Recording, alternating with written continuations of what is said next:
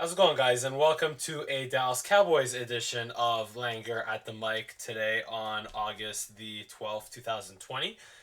Not gonna lie, today's been a bit of a frustrating day. As you might have seen, I had a bit of a hard time going live today for some reason. So I just figured, you know what, just to shoot these videos and upload them after the fact. And just anyway, it's been kind of frustrating, but you know what, I'm gonna persevere and get through it and talk about a lot that happened in the Dallas Cowboys world of training camp today. I had a press conference between Jerry, Steven, and Mike McCarthy. We also had a press conference for Dak Prescott. I believe the first time he has spoken extensively to the media since the non-deal got done this off season. So yeah, they there was a lot that was talked about, and I'm gonna try to get right into it right here, right now. So starting with the fact that Jerry Jones mentioned the word grace quite often in the press conference today in terms of how they're going to handle their reactions or their platforms to social injustice. What does that mean? Now, if you look back in 2017 in Monday Night Football game against the Arizona Cardinals, the Dallas Cowboys before the anthem they stood for the anthem, but before the anthem they interlocked arms and they all kneeled together prior to the national anthem. I forgot exactly at the time what triggered that response from the Dallas Cowboys and around the league. I know it was the year Colin Kaepernick was but I forgot what exactly happened in particular to make that happen. But anyway, a lot has changed since then. A lot has escalated since then, and it'll be interesting to see what that means. Now, Jerry Jones is very adamant about the Dallas Cowboys as a franchise, as an organization, standing for the anthem, standing for the flag, and not kneeling. But it'll be interesting to see how that's handled. Maybe we'll see something similar. Maybe some players will kneel individually. Maybe the team will kneel halfway through the anthem and stand for half of it. I don't know. It'll be interesting to see.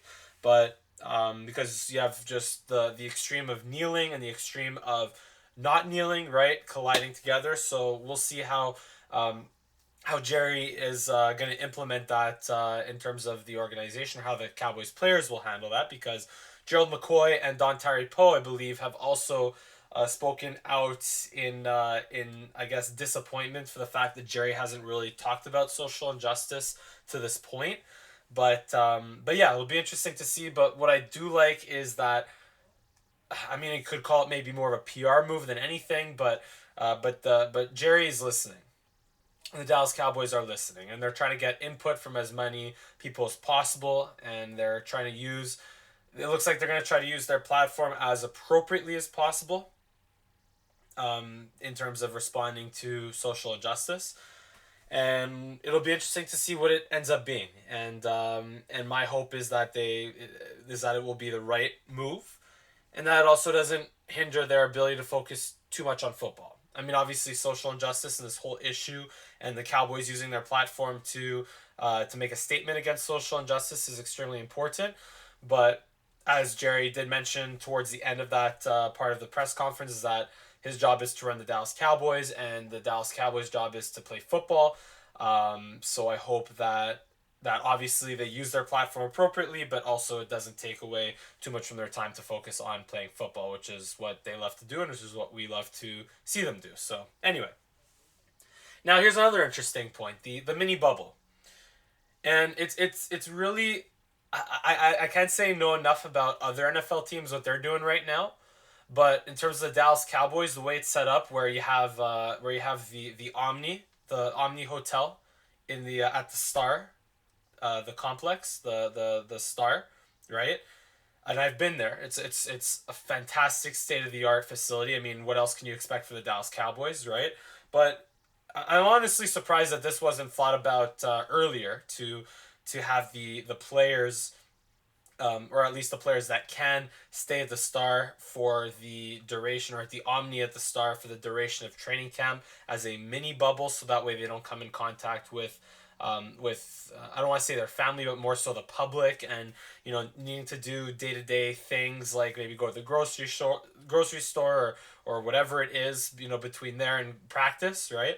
But it's a really good idea. It's fantastic to see the veterans and as many players as possible teaming up to stay at the Star and creating their own bubble. And honestly, I wish I it's something that more teams around the league should adopt. And I don't know if I can't say that I know enough if they are or not, but I know the Dallas Cowboys are adopting a mini bubble at the Omni, and it's something that if it wasn't for certain exceptional cases, and I mean again, I can't say that I know too much about particular players that are not staying at the Omni, but in my opinion, this should be something that's mandatory. This should be something that's mandatory for just like the NHL is doing, at least for training camp, because when the season starts, naturally you're gonna have teams travel to play each other, right? So that's gonna be something else, and that's inevitable, right? Because you can't really have a bubble for 4 to 5 months, but you can have a bubble for a month during training camp, where the Dallas Cowboys and the New York Jets, the Miami Dolphins, New England Patriots, whatever, right? All these teams, they're in their facilities for the 4, 5, 6, whatever many weeks of their training camp, with the exception of maybe the 2 preseason games. But there's no reason why these teams can't create their own virtual bubble during their training camps to make sure that at least for the 4 or 5 weeks that they're preparing for the season, that they minimize their risk of exposure to COVID-19, and that they keep their players safe and healthy. And that's something else that Dak Prescott mentioned in his press conference, that not only the healthiest team from a football and an injury standpoint will have the best chance at succeeding this year, but the healthiest team from a COVID free standpoint will have the best chance of winning this year, and of being successful. Because you look at MLB, you look at the Miami Marlins, you look at the Philadelphia Phillies, you look at the problems that Major League Baseball has had in terms of keeping teams COVID free and whatnot. It's if any NFL team runs into those issues this year, it's gonna present tremendous problems for them.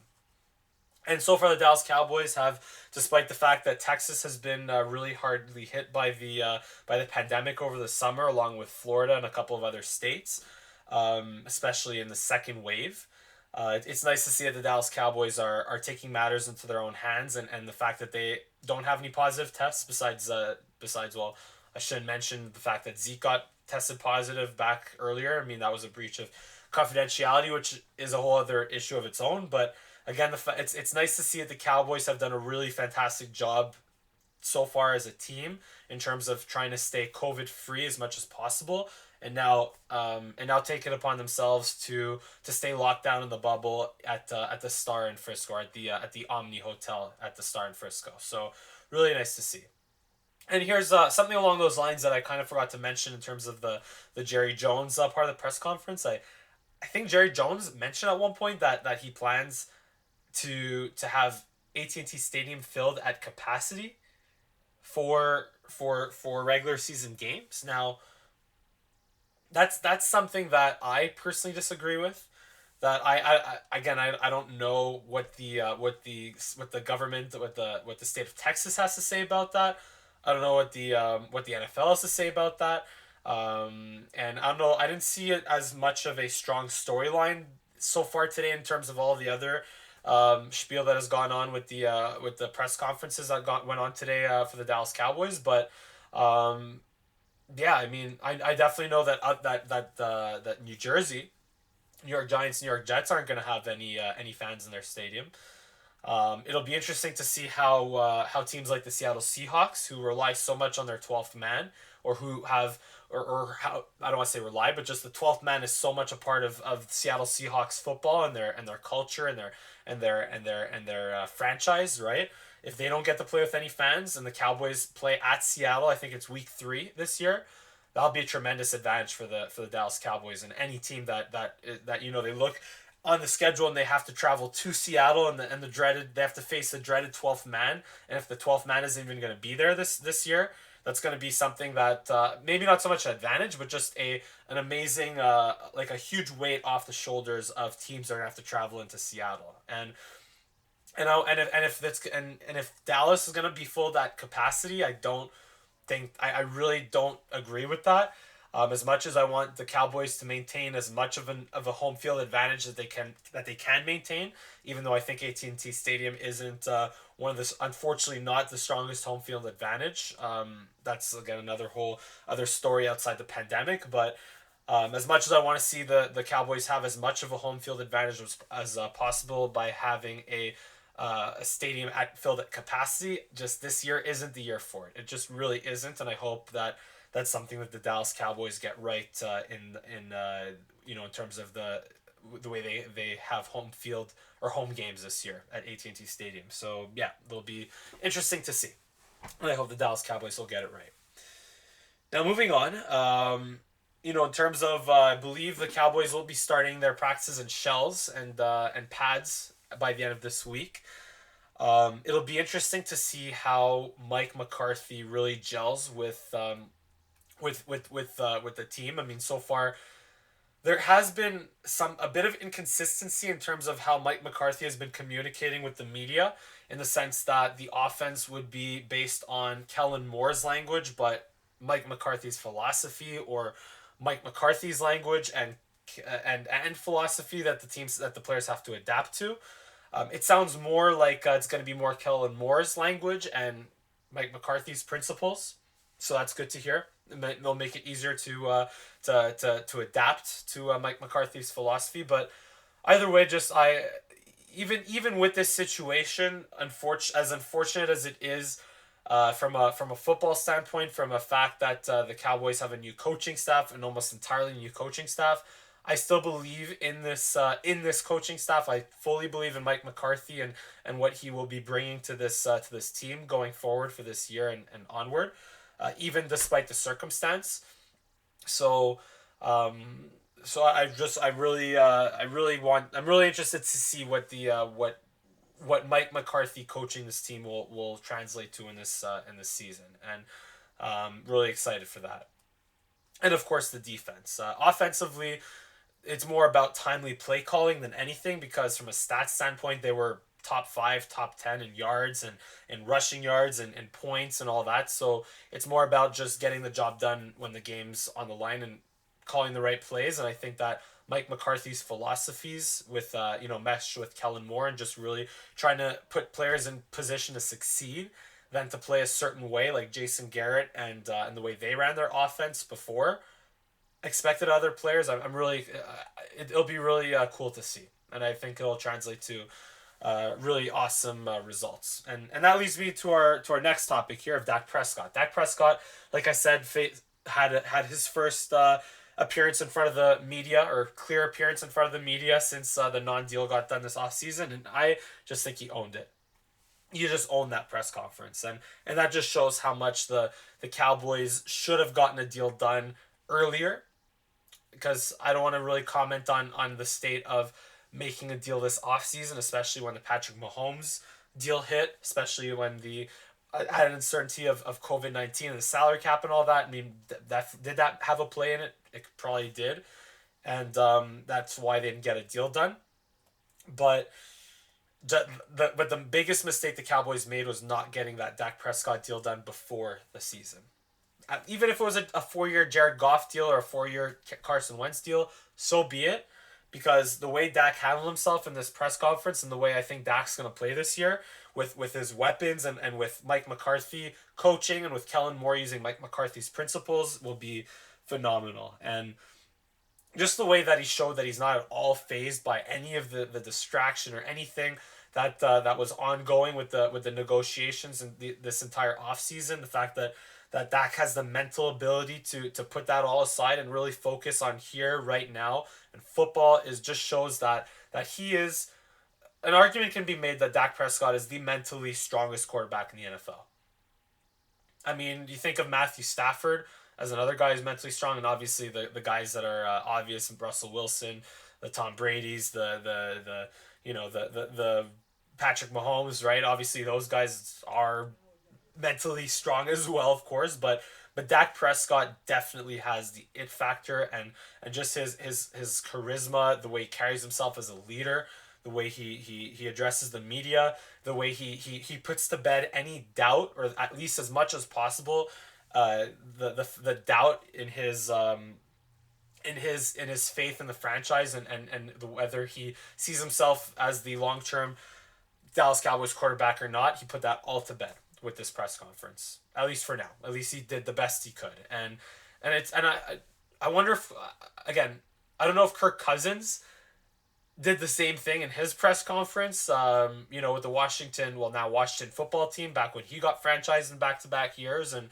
whatnot. I mean, look, these guys are professionals at the end of the day, and they have to say the right things to the media at times like this anyway. But I just think that Dak just really, even that being said, just was really impressive in the way he handled himself and the way he carried himself, and just look for Dak to really just play lights out this year. And I think Dak right now is objectively a top 10 quarterback, but I think by the end of this year we'll see him be like he'll be performing at a top 5 quarterback level again, because arguably he did even last year perform at a top 5 quarterback level with his stats, but I mean, obviously with an 8-8 record, and he was hindered by the coaching staff, which is what led to that 8-8 record in my eye.